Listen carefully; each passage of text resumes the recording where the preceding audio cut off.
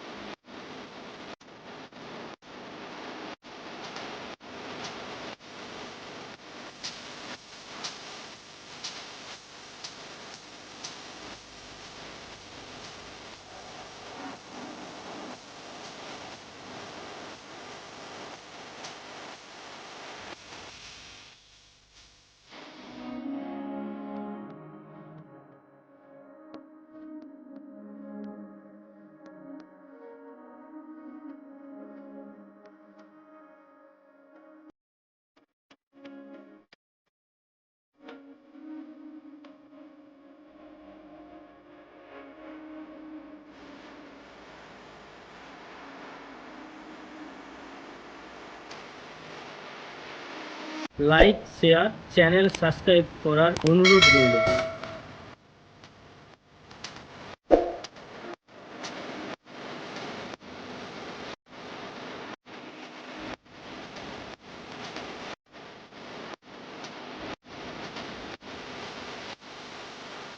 আজকের ভিডিও এই পর্যন্ত।